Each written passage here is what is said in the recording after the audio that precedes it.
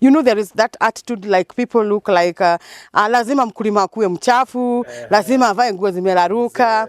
But for last year we are training the farmers. Unaweza rimba na usiri. Okay. Yes. Good morning, folks. Name is Ezra Ondara. You're watching Ezra Ondara TV. Today we are coming live to you from Naivasha, and we are inside Charis Farm. Okay, she's right here in Naivasha. She's going to speak to us. She'll give us a tour of her farm. I am just impressed by how somebody can use like a 1.5 acre parcel of land, however, incorporate like all sorts of farming. She does pig farming. We have seen poultry. We have seen fish. We have seen, what are these, ornamental birds? I mean, goat farming. Can you imagine? Today, for the first time ever, I am going to have a taste of goat milk. Can you imagine? So stay tuned to the end of this video. There is a lot to learn as well. And without further ado, let us allow Madame to take over, and then she'll tell us her background. And of course, she'll be teaching us, educating us more as we take a tour around her farm. Let's go. Okay, hi friends, hi fans of Ezra TV. Here is Joyce Kihara, the director and the founder of Charis Farm. And Charis Farm is located in Nyondia, along Kinagop Road in Naivasha, Nakuru County. And here we are going to talk about many enterprises that we do in our farm. We are going to take you a tour together with Ezra, so that we can be able to know more about sustainable agriculture, all urban farming, all different many things that we do here. Okay, Charis Farm is an agricultural demonstration farm, a model farm in Nakuru County, where we deal with ornamental birds rearing. We also have the dairy goat farming. We have the kitchen gardening technology, which have more than 13 technologies of kitchen gardening, depending with the size of your pocket and also the size of your space. We also have the pig farming. We have the black soldier fry. We have aquaculture, where we do fish in greenhouse at in late spots at the greenhouse.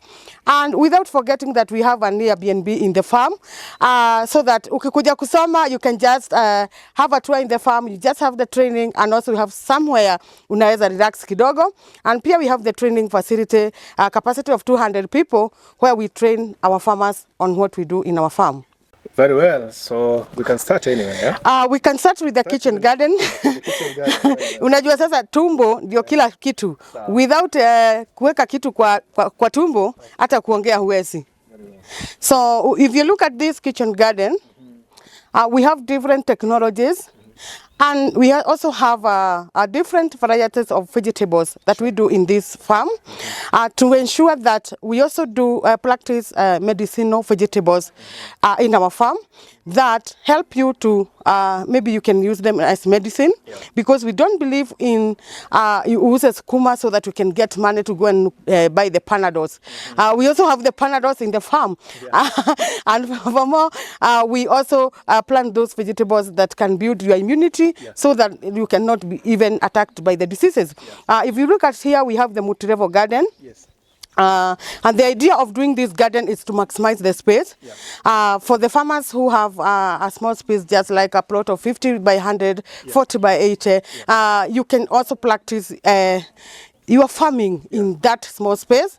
And the idea of maximization is to say that if this plant were to be planted in bare land, they can use a very big space, because the garden take allowed 100 plants. So you can imagine about 100 plants in a bare land. They take a lot of space, and that's now we maximize the space towards up. To make sure if ulikuwa na 10 by 10, you can be able to put like 4 or 5 multi-level gardens, and now you raise the higher the production of your vegetables. You can also practice different vegetables in that garden. For example, you can do the spinach, as you can see. You can do the lettuce. You can do other plants, and also even herbs in that one garden. I see a rosemary on top. Yes, yes. That is the idea of what we are doing here. And we also make sure that we put some shade net to make sure that we cut the percentage of rain by percentage of sun by 50%, which means even if jua imewaka sana, you can be able now to maintain your garden through the shade net, and also to prevent like birds for those who are practicing fruits in the kitchen garden. Birds wasikuje kuharibu like matunda zako. And also in this garden, we practice different varieties of vegetables, I have told you, also fruits and herbs. Yes. So where is the herb, for example? These are vegetables. These are vegetables. Let me ask. So this one, you can grow it at home on your 50 by 100, this kind of setup, and you get mboga from here to eat. Yes. When we talk about sustainable agriculture, what is sustainable agriculture? Before you go to the market, what can you be able to do in that small space you have? Not even for those who have floods or plots, but even for those who have rented. And that is why we have different technologies to make sure that everybody have been able to sustain her family. So which means one thing we do here, we produce our own food. Yeah. After producing your own food, you look at the nutrition security. You produce food organically without a lot of chemicals. And then when you have in Prete, you can take to the market. So what we are doing here, we are sustaining ourselves and we're also putting something on the pocket. Yes. So like, how much does this one cost to prepare? It's allowed 2,500 to prepare the garden itself. You can see the garden. You just have the dam liners and you cut them in different sizes, loud. Dam liners are these papers? Yeah, there are these papers here. But also you need the soil and you need manure. Yeah, so for this one takes allowed 6 wheelbarrows of manure and 6 wheelbarrows of soil. And then it needs like allowed 100 plants, 100 to 120 plants. Yes. So let me ask, how did you decide to do this kind of business? I mean, you know, so many folks these days wameji distance na agriculture kabisa. We want to go to the cities, live in apartments kule juu. Yeah. They are farming to achiki na Charis wafanya. So how did you decide this is your call? Yeah, you see, my story is one of the unique story in the world. And I think you will come for a day of a story now. We give people a story because Mimi, I started in a rental house. And when I talk so much about a rented house or a flat, it's something that I know it's workable. But in agriculture, you must have passion. You know, there is that attitude like people look like lazima mkulima akuwe mchafu, lazima avae nguo zimeraruka. But for last year we are training the farmers. Unaweza rimba na usiri. Okay. Yes. By the way, mimi ukinipata kwa shamba kila siku niko na lipstick, I'm smart, I have my uniform. So I sound like ati mkulima lazima achafuke. Ati ukipita huko kila mtu anajua wewe ni farmer. And also now there is this aspect of kilimo biashara or agribusiness whereby now you focus on ninalima nipate nini. When you take that aspect now, definitely utajipata kwa agriculture. And also now remember, where is our country taking us? Where is the world taking us? Back to the Eden. Yes, where agriculture is the backbone of our country or everything. So mimi yangu ilikuwa just a call by passion. Na I inspire a lot of people because ninawaambiaga na niwacharge. Kwa nini uende ukanunue mboga? Before you even hata kutafuta pesa ama kusema nini. Kwa nini unanunua mboga? Yaani unapata tu mtu ni smart lakini ako kwa barabara amesimama anakatakatiwa. Nikatie ya 20, why? Na hapo kitu utapata it's like more of chemicals. Hizo mambo mingi sana yenye like ukikuwa smart unajua you must also be smart like smart agriculture. You cannot do smart agriculture if you are not smart. Yeah. So now this one for you called it a model farm. Yes. So this is not like for commercial. Kuna watu wanakujanga hapa ati ni tuwekea mboga kwa gunia ya 2,000 ama. Yes. Kuna watu wanakuja na right now I'm doing basketing. Because I'm not very far from town, and also while I'm practicing organic farming, so many people are looking for my product. As you can see, I have many products. So I'm doing basketing right now. I package you. Nakwambia leo utakula rectus, kesho ukule tuscan kale, siku nyingine ukule pok choy. All those things I do for you. I package na kuletea home. Unajua kama mtu hataki kuchoka, si wewe utumie pesa yake. Yeah. Na wewe uchoke on his behalf. Nipate pesa. So kuna tunafanya hivyo, and then pia we have a shop in town ambako iko tunataka kuifungua by next month, where we are going to have all organic product from our farm. Okay. Because people wanatafuta hizi vitu sana, and there is time tunakuanga naso in Prete, so we are also planning to have a sort of dryer whereby we can package the vegetables and sell pole pole, or we keep them for future use, because like sahi unaona mvua imesimama. Yeah. So wakati mvua iko ama tuko nazo in Prete, we can just package them zinakupata mahali uliko. We have so many funds from UK, from Radan, from where, so they can be able to access the vegetables from our farm as we do the solar drying now. Okay. Yes. So let me ask the last question before we proceed to the next setup. Like, can you maybe name the varieties that you have grown here in your kitchen garden? There are many. Even in local language, kama ni cabbage, kuma, nini. Yeah. Is there managu here? Yes. Is there ndimu? We have managu, we have terere, we have rectus, both the amazing rectus and red rectus. I also have the bok choy, I have Chinese cabbage. I have mustard spinach, Tuscan kale, water spinach, malabal. Okay. I have habanera. I have so many varieties here. Yes, yes. And I see you have even given them names. They have names and also the nutrition values. Yeah. You see, like even there are some vegetables that they are very rich in calcium. And also there are some vegetables that are very rich in phosphorus, magnesium, zinc, iron. Yeah, so it's just to know kwa nini sukari inakupata, because you have something that you have deficit in your body. And if you know what you are supposed to eat, hata huwezi patwa na hizo magonjwa. We have like rhubarb. Rhubarb ina prevent 75% ya magonjwa ya kushikwa na kitu kama cancer. So hizi vitu ni kuelimisha tu watu wajue. Tuko na vitu kama tropical mint. Unapataga like wale watu wako na sukari ile inaenda chini, hawezi kosa tropical kwa mfuko. Kwa nini? Kwa sababu inampatia hako ka energy. Na pia ina add some glucose in the body. But now tropical imetengenezwa na kitu inaitwa tropical mint, alafu inaongezwa sukari. So if this person can get access of this like tropical mint, anatumia yenyewe direct from the farm, inamsaidia zaidi kwa sababu iko na a lot of minerals kuliko hiyo processed mint. So there is a lot we are doing here in the vegetables and herbs. Indeed. Yes, also we have the technologies that I told you. We have the multi-level garden. We have the multi-story garden. We also have the tire gardens, bag gardens, table gardens, hanging gardens, keyhole garden, There are some which have not raised gardens and raised moist gardens. So many gardens, depending with the size of your space. You know, we don't know the size of your space, but when you come here and learn, you see what fits your space. So can somebody call you to go and set them a kitchen garden? Yes, we do. We do consultants, and we also we go in the grassroots to help the farmers to set up all the gardens, and also to advise them which variety can do better in the area within the depending with the climate. Yes. How long have you been in business? In the farming business.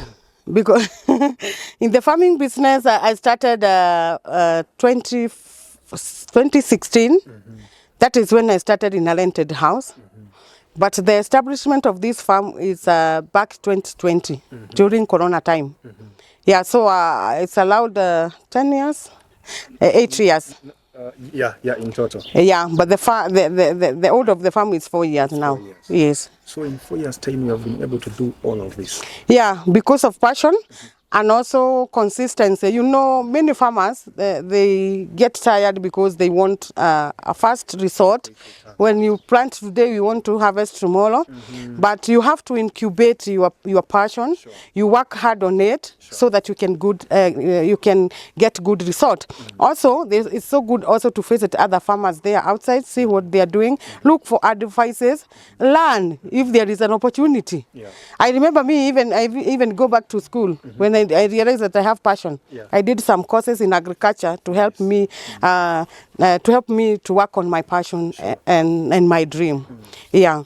Yeah, like we always say, education has no end. As no end. You just have to Even right now I'm in school. Can you I'm imagine? schooling. Yeah.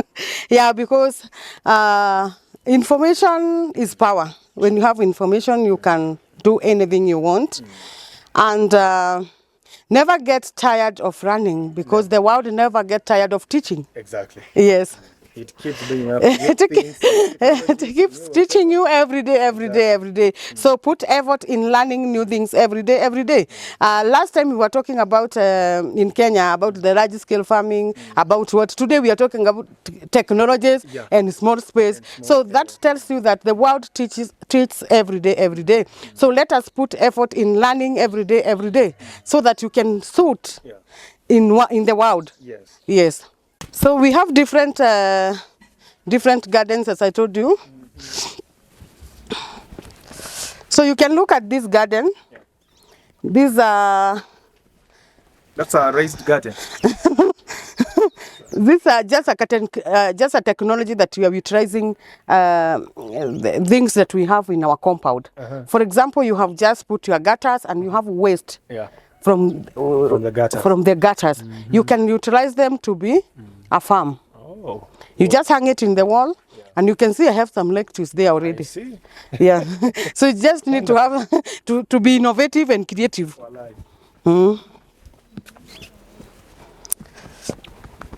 You're done. So if you look at these are tire gardens. So even those tires that people throw away, for you, they will get some work to do here. Yes. You just recycle and press some papers inside, and then you do your farming there. I have some tires at home. I think I'll consider it. Yeah, instead of people kwenda kuchoma taya huko polluting our environment, you just recycle the tire, and out of the tire now you get fruits, vegetables, fresh environment. You get a lot. You even get money, because like the rectus, they do very well in the tire garden. Also spinach. So you'll have a lot of them in just a span of 30 days. Yeah. I see. Here you see, like these are cement bags. We just recycle them. You wash them well, and then you put some manure and soil, and right from there now you have some vegetables in. Indeed. Yeah. You are creative for sure. Even engineers for you, they are not great. Yeah. They have some job to do here. We ensure that every waste in the farm is a resource. Yeah. That's what I've learned. So if you look at this amazing garden is a table garden. You can see. Yeah, table garden, yeah. They are waste from your compound. Maybe you have finished constructing your construction, you have some timbers there. You just do a good thing. And especially for those who have cemented or do the cabros in the compound, you don't have somewhere you can do the farming. You just do like this. Something like this. Yes. Soil manure. You grow. And it is portable. If we want to move it, it can move. We also have this garden. This is a moist-raised garden. You can see. Yeah. This garden, we just place the waste papers in the compound, and then you put some manure and soil. You are good to go. I see the when you want to do away with the shamba, you just remove it. Here we have the keyhole garden. Keyhole garden inakaa kama kifunguo. It's a 1 meter loud garden, basically meant for people with a disability, because everybody need to sustain her family. So, like huyu mtu atakuja na wheelchair up to this end, and then access the farm while sitting down. The rest anaweza head around, ana harvest ama anapanda, anabeba kwa mgongo, anaenda. And you can do like multiple of these. Yeah, you can do. Farm, so whoever is learning, you can do multiple of these, even 3 in your compound. Depending with your space now. Yeah. You can also do different vegetables in that one garden. Yeah, even here I see different veggies. This is a hanging garden. This is basically for those people who have rented the house or in a flat. You just do it like a shelf in the balcony.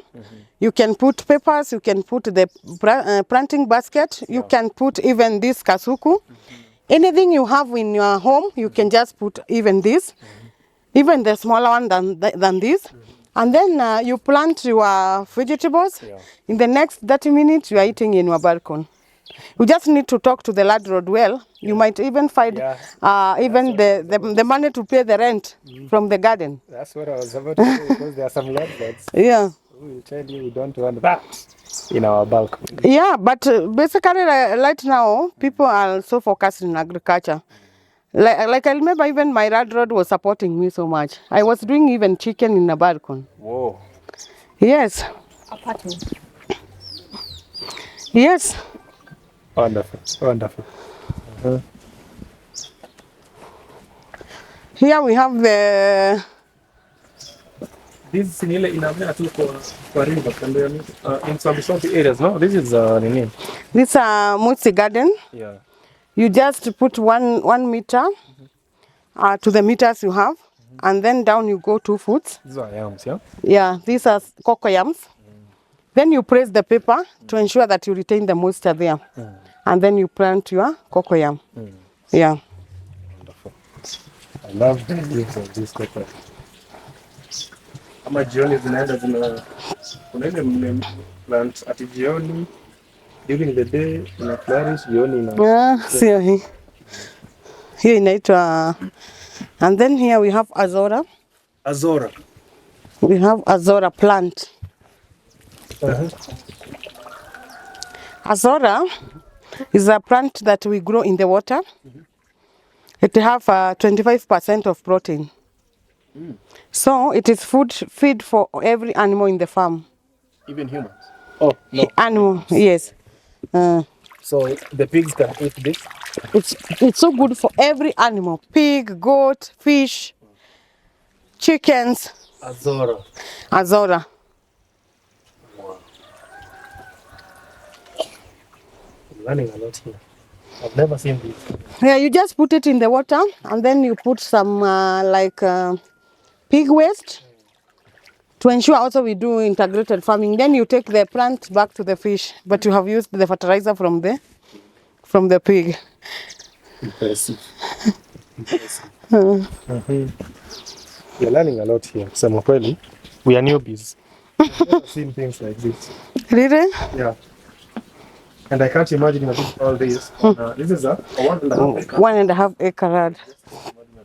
Because many people think for you to do farming, you need a huge space. You need acres of land. Here we're doing BSF. What's BSF? Black soldier fly. Like this, you see? Yes. These are the black soldier fly. These are insects, yeah? Yeah, so they are also very rich in protein for the animals in the farm. That is chicken and pig and fish. So we are interested in the larva stage. Hiyo ikikuwa kadudu hivi, whereby now it's feed. And it is organic feed because BSF wanakula vegetables from the kitchen garden. So we take them to the fish. Yes, it's protein. So when you mix the azora and the BSF, you just need now like carbohydrate like maize. You're good to go, especially for the chicken. So you are even growing insects here. Yes. You're keeping insects. You have is it the honey bees? No, but I'm planning to start just one, the stingless, to pollinate the kitchen garden. Yeah. Okay. Well, good people. Hapa ni kama hata hatuko Kenya jamii. You know the kind of farming that people know out there? Charis? Growing maize and beans. No, we're doing a lot here. If you look at this is maximization of space. You can imagine every gunia have allowed 120 plants. Count how many gunias are those? 1, 2, 3, 4, 5, 6, 7, 8, 9. Oh, about 20 of them. About 20. And somebody will tell you, I don't have a space. I'm waiting to buy a land so that I can do farming. No, it's not that way. Yeah. So these are demonstration plots. Hizo zenye ziko huko chini, we are practicing the fodders. And all these are for vegetables now. Maybe it's a modern farm. So, do you get food from here? Like, this is a millet or sorghum? Sorghum. So, do you harvest that sorghum? Yes. And make it, and siaga, you make uji, etc. I see people supposedly doing what they call uji power. Yeah. You know, they have mixed sorghum. Do you know, even the leaves from sorghum, when you dry them, they are so good in cooking muchere. They give you a good color for your muchere. Instead of that coloration, Yes, yes. I'll train you a lot here. I'm learning and telling you. I'm just overwhelmed. I can only... So this is our training facility. I will do trainings for our farmers and people with interest. We ensure that we give them a good environment to come and learn. Yeah. Charis Farm, Naivasha. I even see your banner there. And I feel that. Is there a fish pond here? And because I always tell you I'm my own boss. This is your office. This is my office in the farm. Yes. I come to do my plannings, my hesabu. Yeah. Yeah. We should also train people to be their own bosses. Yeah. Obviously. Have an office even in your home where you organize your things. Si ati unapata kamera iko kwa kiti, mara imeangushwa na mtoi. Yeah. You just have a place where you organize yourself. Yeah. Unapanga kazi yako. And you live here as well? Your home is in the home? Yeah, it's allowed. Okay. Nice. So from the home to the office. I see you are charging your camera there.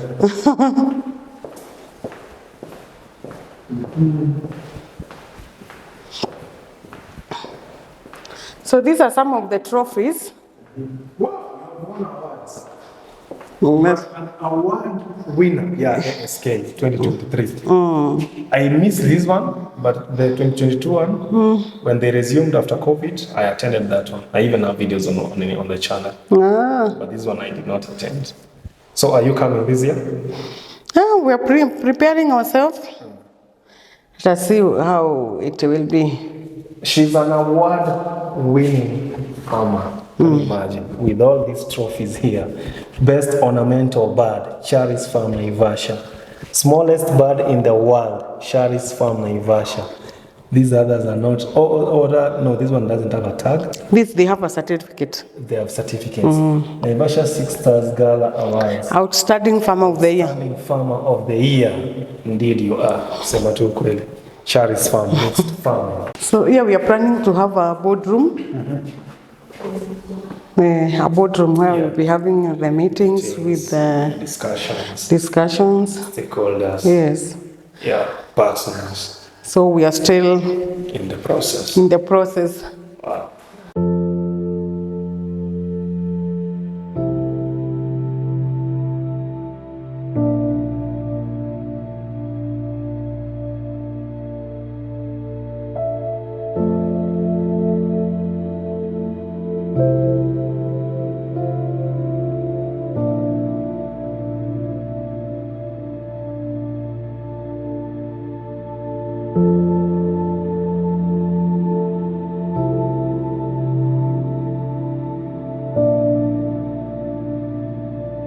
You have tilapia and catfish. Yeah, these are my catfish. They're edible? Okay. Ornamental bird? Hapana, hawa ni samaki wa kukula. Okay. Naona vile wako very active. Yes, I know them by the hizo fins hizo. Catfish ziko hapa ndani. How big are they? Wako almost 800 grams. Okay. Yeah, so the main reason why we are doing them in a greenhouse is to raise the temperatures. The main reason you're doing them in greenhouse to raise the temperature of the water. It's to raise the temperature of the water. When the water temperatures are high, the fish eats a lot, and now you give them a chance to mature faster, more than expected time. Yeah. Mm. Okay. So catfish are very hardy fish. They can survive anywhere. Yeah. Yeah, that's why they love the mud. They love even the mud. But now there are 3 parameters that we look here. One is the pH of water. And another one is the acidity. And we have the acidity and the oxygen and temperatures. Those are the main parameters that we look at them. Acidity of water, oxygen levels, and the temperatures. When the pH iko sawa, so which means now you can, hata hakuna haja ya kubadilisha even the water. Wonderful. So from here you start selling them at what size? Kutoka wakiwa 500 grams. Or you can sell them. Okay. But for the pods, hazikuangi kubwa kama zile unaonanga za lake. Yeah. For the pod ikienda sana ni 1000 grams, which is 1 kg. Right. So catfish there, what do you have there? All the rest are tilapia. Oh, okay. And then here we are also practicing azola. Iko na chakula yao ya tilapia. Kuna ya tilapia, kuna ya catfish. And also zao ni kama tu zile za kuku, like kuna starter, grower, finisher. Oh, okay. Sasa kuna Do they fish in a give birth and a lay eggs? In a lay eggs. Do they reproduce? Yeah, okay. Especially for tilapia, catfish lazima ufanye artificial. Because they cannot produce when they are in captivity. Okay. So you do it at Fisher? No, sijafika level ya kutengeneza the hatchery. Okay. So there are some few things that I have to do so that I can be able to hatch the fish now. Then how do you get them? Where do you get them? We just buy the figurines for the catfish. But for the tilapia, zinazaana tu zenyewe. Okay. Tilapia, they don't come si kama hawa. Juu ya maji kama. And then here you can see the azola when ikiwa kwa temperatures za high ina produce a lot. Yeah. So you just come with a scope, you scope, and then unapelekea nguruwe. Tutafeed kuku, utaona vile kuku wanapenda. Huku pia kuna tilapia. That's how you call them? Yeah. You train them. Okay. Alafu pia when you train them, unawapatia feeding place moja. So when you call them, they know where to go. Nice. Yeah, if you look at these pods, we have just used the locally available materials. Tuko na tibas, tuko na vikingi, na pia tuko na dam liner. The same dam liner that we use in the kitchen garden is the same one that we use in the fish pods. For those who don't want to do fish, now you can use this as water harvest tank. Yeah, very simple, locally made. Out there. Yeah, unaweza taka nayo maji. From the gutter. Yes, you direct the water here. It's a very good tanker. Okay. The catfish are still enjoying the fish. Granules. Yeah, I told you. I mean, I've worked at an aquarium shop. I used to give the fish something of this sort. Yeah. There was the granules, and then there's these other inaka chips, but small chips.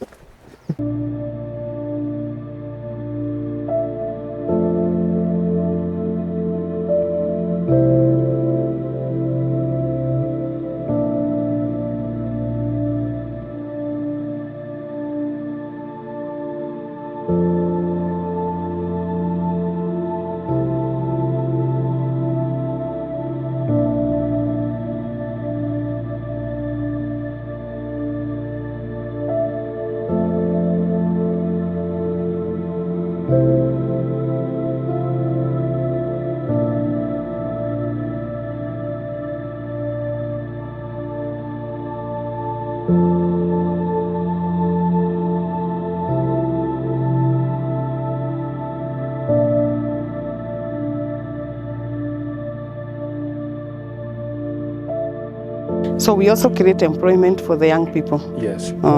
And especially to encourage the young people and to empower them, those who are practicing agriculture.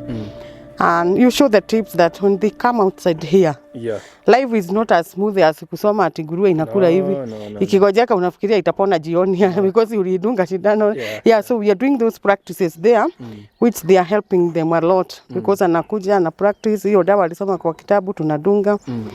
Sometimes I can be able to advise hatutapea hii kuku inahala, hatutapea biotrim, tutapea igine hivyo. So unapata like it's like fun anyway. When you learn something and you come to the right person who will hold your hand through the practical areas. Exactly. Yes. You're doing a wonderful job. Thank you. An amazing job. Hapo kwa mentorship. Yes. You can see. We have young ones. It just gave birth, Yeah. OMG. So you're doing also pig farming? Yeah. It's a new venture. You know, I was like kuogopa nguruwe ni mchafu, nini ananuka, but sijui kama umesikia any harufu. Hapana. Could you even notice that we have pigs here? No, the place is decent. Yeah, because we always ensure that tumewaweka very clean. And also unawapatia the main feed. Nguruwe ukimpatia takataka, hiyo choo yake itakuwa na uchafu mingi sana. So ensure that unapatia nguruwe chakula yake ya unga. Hii chakula yake unga, it is made out of what? It is balanced feed. Kama vile tunakuwa na balanced feed za chicken. Okay. So you buy it? You just buy. Wow. But there's a way you can make your own feed, but we are still doing some research on that. Okay. So these are a day old, probably? Wanaattack kweli kweli. Wanaattack kweli kweli. This is beautiful. Yeah. Watoto wanakuanga wazuri. You know, I was given this to watoto by a friend. And I never meant to start a pig farming. Somebody just gave me a sawadi, kapewa mbili. So I was like asking myself, will I be able to do pig? And the way I know pig are very dirty. But I have come to like the venture. It's something that I can recommend to people. Because like imagine kama hao ni 11, after 3 months, unawauza na 3,300. How much is that? 33,000. That's 3,000. After 3 months. You can imagine. So you have like 10 wazaa hivyo. Unaona uko na kitu? Uko mafutani. Kuna kamoja pale kamesahau nyonyo yake, kamekimbia paka huko tena kakarudi. Hapo tu. Kwa hiyo nyonyo. Mungu naye aliumba vitu jamani. Now do you know one thing about the piglet? Anakuwaga na yake. Kila mtu anakuwaga na yake. And when they are 20? Ama they know they are shared? Yes, kuna ile wanajua ina share. Or even there is a way now, unaweza sipea dume the same time. So that sasa utaweka hao mothers wote pamoja. Sasa watoto wale watakosa na ule akona wadogo unaweza wapeleka kwa ule. There's something you can do like that. Even kwa rabbit. What a scene to behold.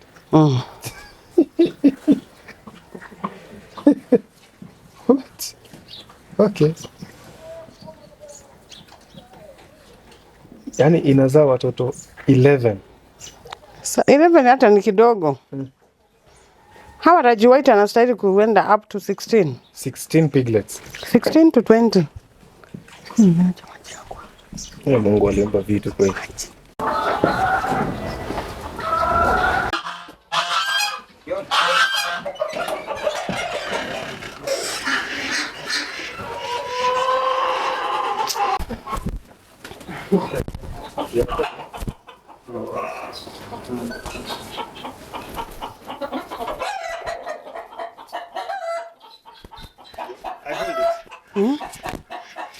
Nataka kumweka hivi.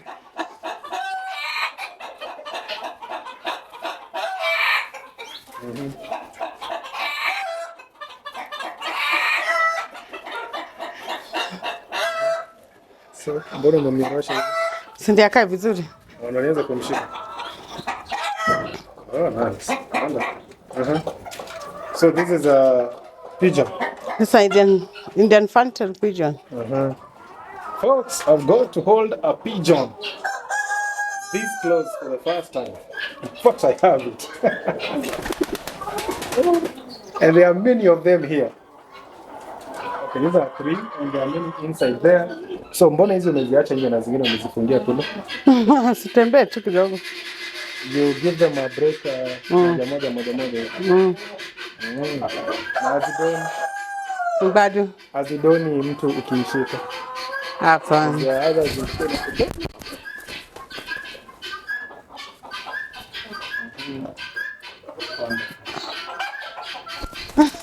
It's gone.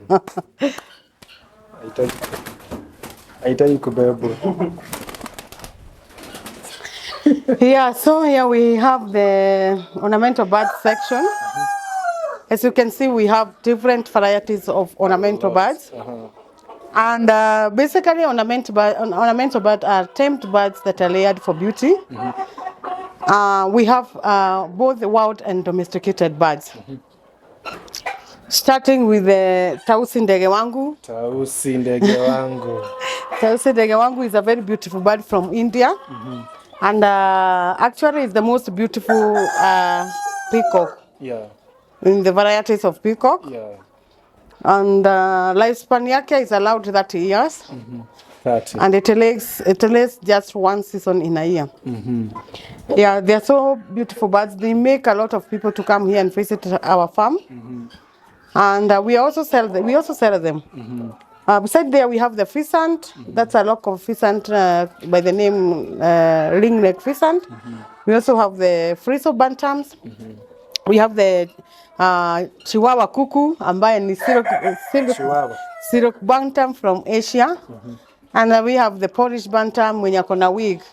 Naambiaga watu wigi haijaanza leo. Wigi zilishakuwa hadi kitabu. Naturally, God had create. Yeah.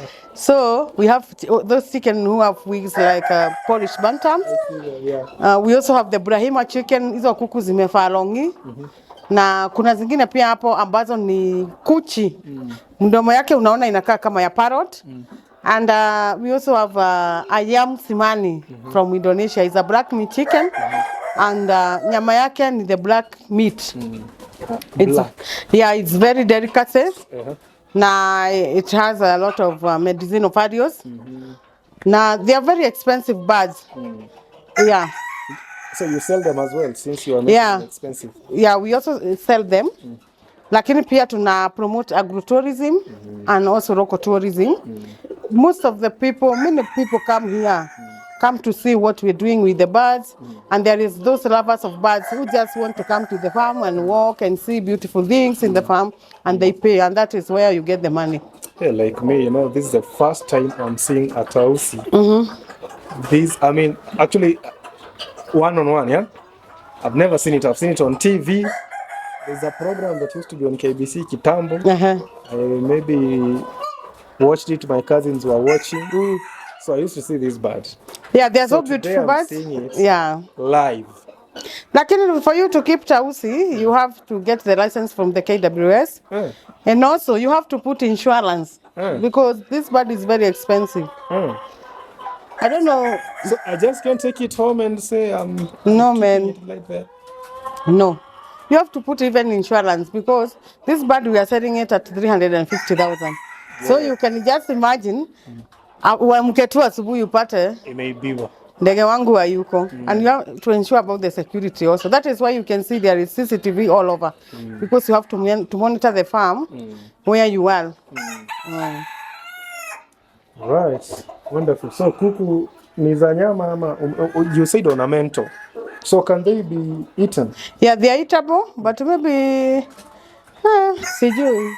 Wewe hujawahi kula kutoka hapa? Unaweza kula ukiwa nazo mingi ama sometimes ikizeeka.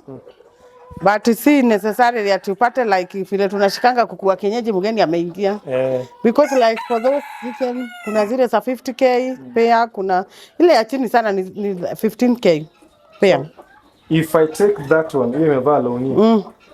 Can I go and rear it at home? at our farm, Yes, but you need to buy them in pair so that you can be able to breed. Oh. Sasa ukibeba tu akiwa tu moja, unapata like hautaweza kumbreed.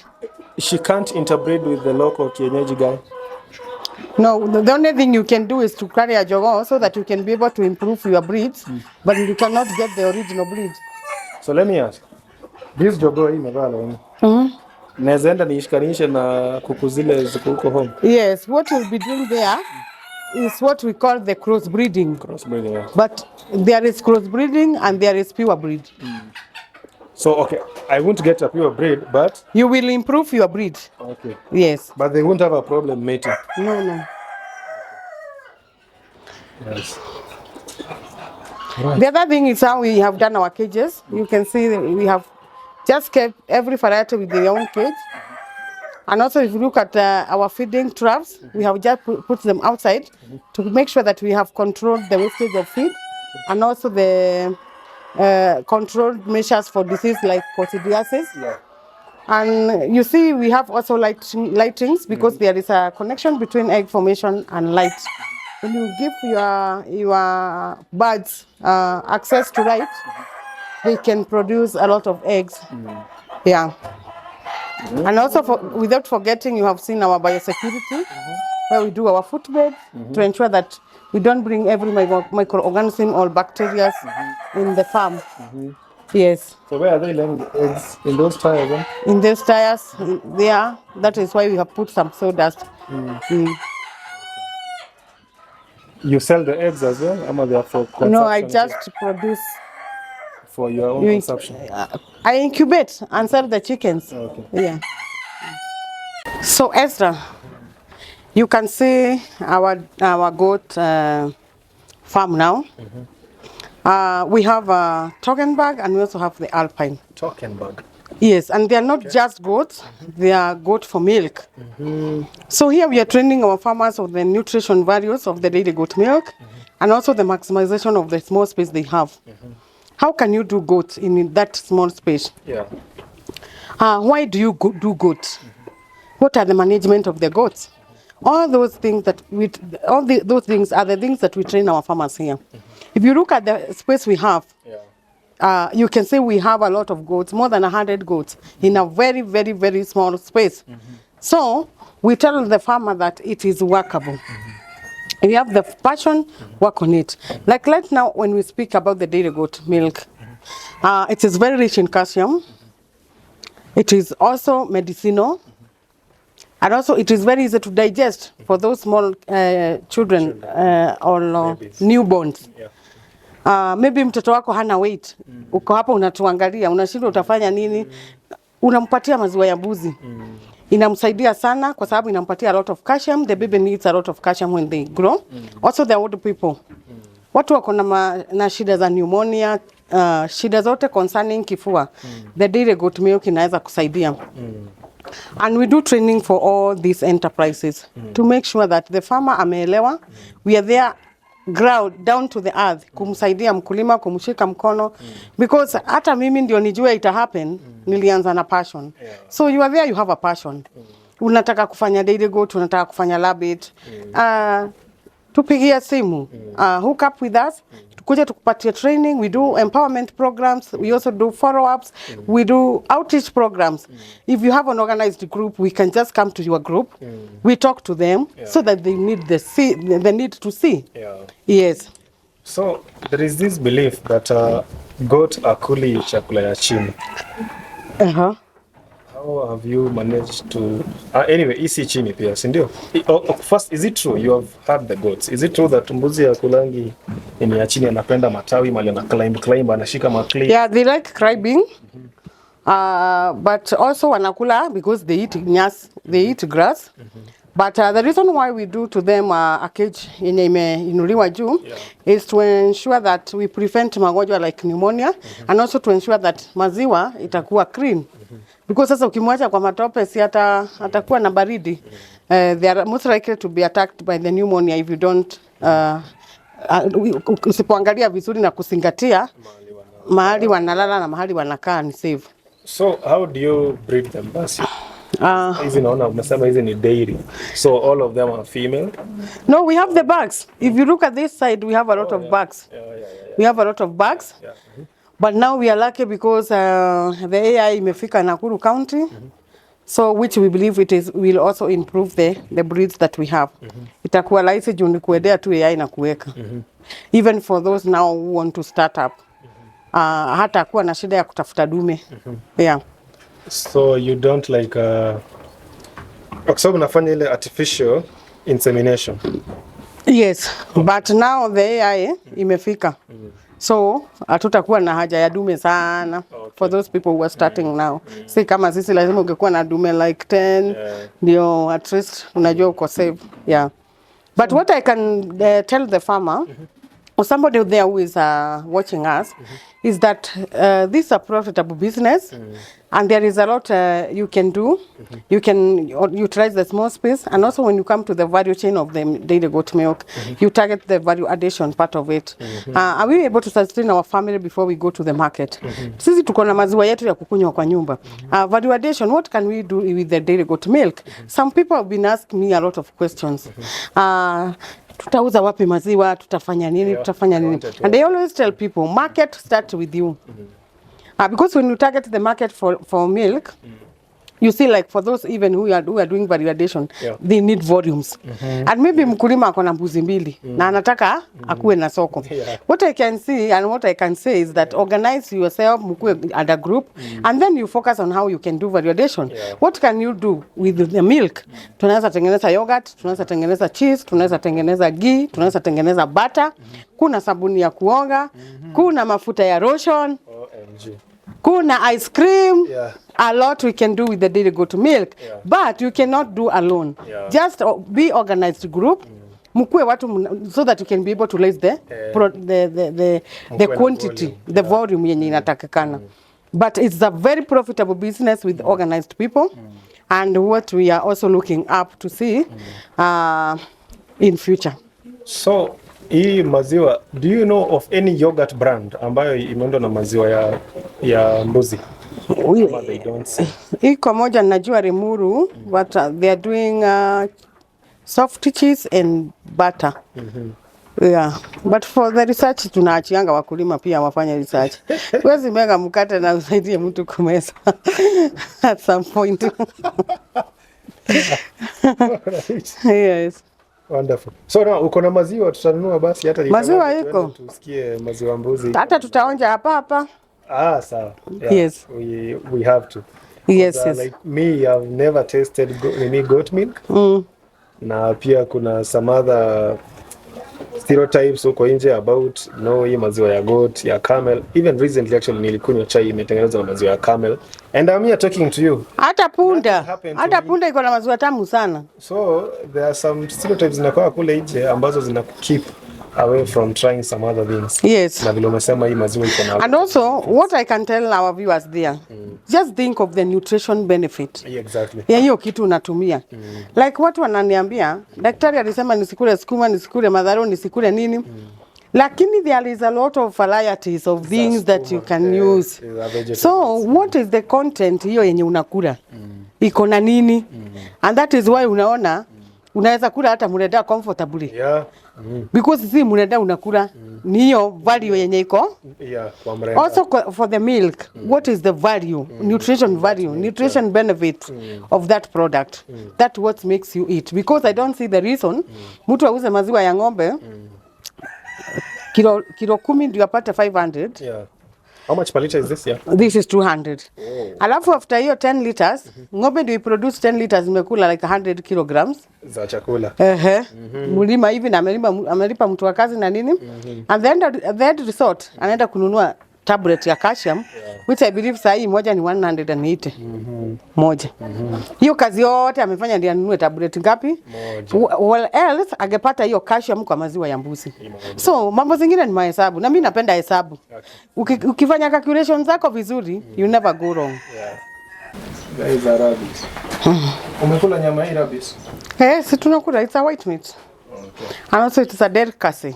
How is it different from kuku? Rabbit's a delicacy. Ikona nyama yake ni very sweet. And also it have nutrition values.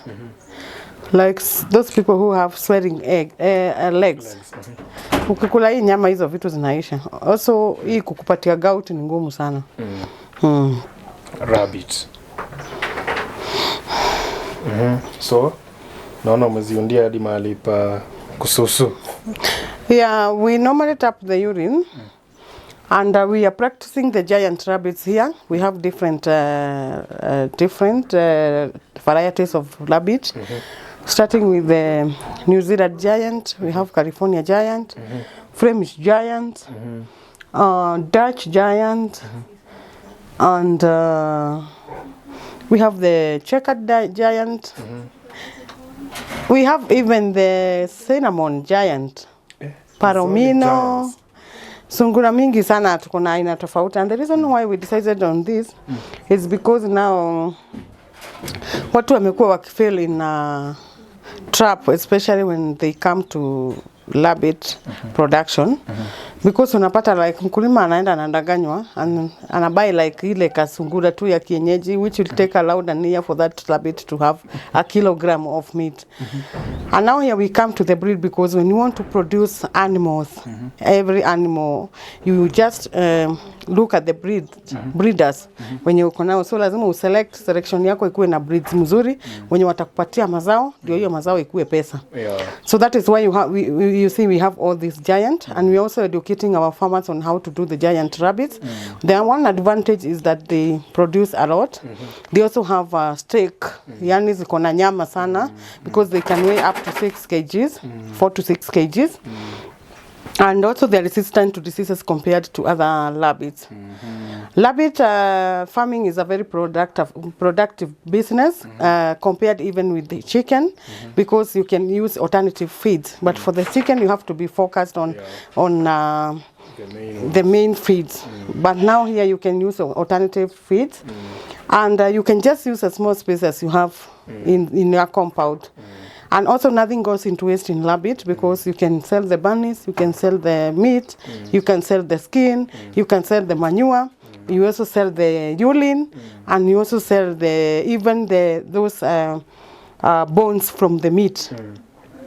You can crush them and make calcium for the animal feeds. So nothing goes into waste in rabbit farming. I see. So the urine you are tapping, where do you take it? We take it to the kitchen garden. As you can see, our vegetables in the garden, they are very green. There are no pests there. So we use it as a pest control and also foliar, because they have a lot of nitrogen. Yeah. So the rabbit meat that we find in supermarket, is it from the giant rabbits or the kienyeji, or you will never know? You will never know, but it also depends. Like it depends with somebody who is raising the rabbits. How are you making money with this rabbit? Because for me, I can advise people to go the giant way, which they add weight very fast. Yeah, but the rabbit is rabbit. Only that these are hybrid rabbits. They add a lot of weight compared to normal rabbit. And also they produce a lot, because they can produce 8 to 12 bunnies. Yes, that is only the difference. The taste is rabbit is the same. Anything is the same, despite now when you come to the scale ya pesa now.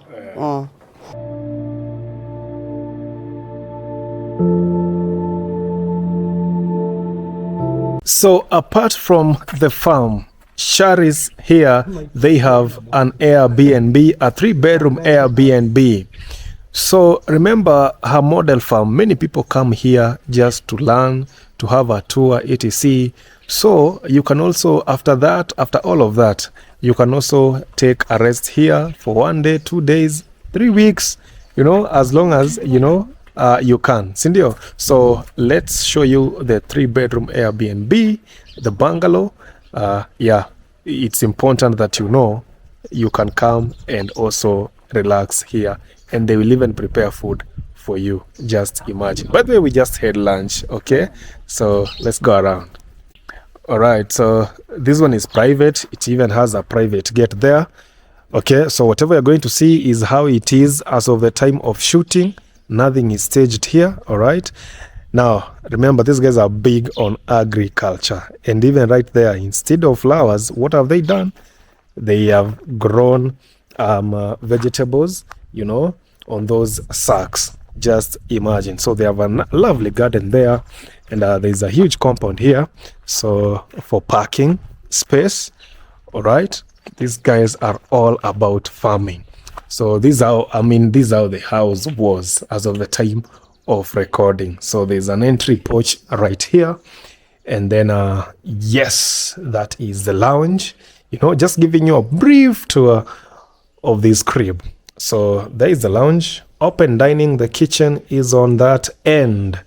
All right, lots of natural light. I love the way they designed it. Okay, so you have, this is an 8-seater, 7-seater. Yeah, couch, entertainment right there. There is Wi-Fi. Okay. And yeah, we just had lunch, by the way. They even prepared lunch for us, which was wonderful. I didn't expect that we were going to have lunch. So Charis, thank you so much for the lunch. There is a kitchen. So when you guys come around, you can always cook. Okay, this side, this is one of the bedrooms. The bedrooms are huge. You know, you can see where the bed is tucked on that end. And, you know, we still have lots of room on this other end for even a workstation. You know, for those folks who are doing research in agriculture, after touring the farm, after learning, you can always come down, sit down there, and now you do your reports. This is this is one of the washrooms. All right, it's on that end. And then on the opposite, they have a nice, you know, wash area, wash basin there. All right, just have a look at that. And then this side is another bedroom. Okay, that's a bedroom, the wardrobes, and again, it is en suite. So there is the washroom and the toilet. And the last bedroom is on that end. The arrangement here ensures that all the bedrooms are private. So this is the last bedroom. It even has some beddings on the bed. But like I said, I'm just shooting as it is. Okay, these are how things were as of the day of shooting. Oh, I just hit something behind, but well and good. Exactly, so that's the 3-bedroom Airbnb right here at Charis Farm, Naivasha. The award-winning Charis Farm. Wonderful stuff.